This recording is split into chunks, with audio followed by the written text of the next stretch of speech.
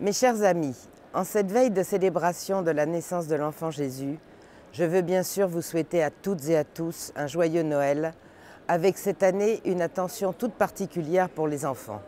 Ils ne votent pas et ne sont pas soumis aux sondages. Ils sont ainsi trop souvent délaissés dans les discours et les actions politiques.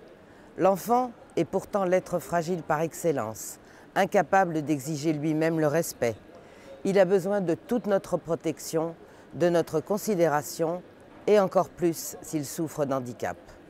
L'enfant devrait être notre priorité, car il est notre avenir, celui de notre civilisation en perdition, et tous les responsables politiques devraient encourager l'accueil de la vie et entourer les familles de toutes leurs sollicitudes. Les attentats meurtriers que nous avons encore connus cette année, comme à Nice, la situation économique, sociale, migratoire et sécuritaire catastrophique de notre pays, la famille, souvent méprisée, dénigrée et malmenée, sont autant de raisons pour nous de réagir avec force et de ne pas avoir la lâcheté de laisser à nos enfants et à nos petits-enfants une France exsangue de ses traditions chrétiennes et de son histoire qui firent sa grandeur, aux antipodes du droit à l'enfant, revendication aussi égoïste que dangereuse et symptôme d'une société soumise au matérialisme roi qui a permis la généralisation du crime absolu contre l'innocence, la pédophilie.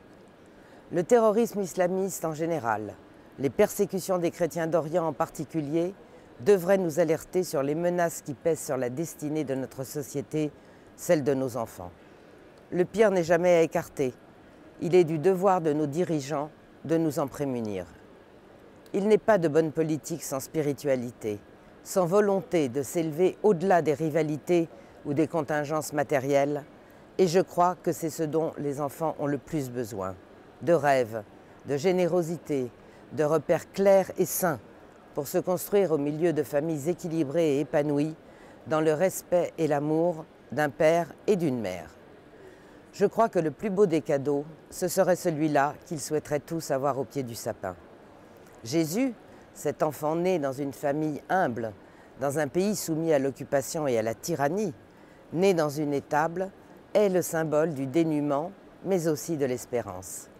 Noël, c'est, au cœur de l'hiver, une étoile qui se lève et guide les rois et les peuples, avides de voir les beaux jours renaître et les hommes de se libérer.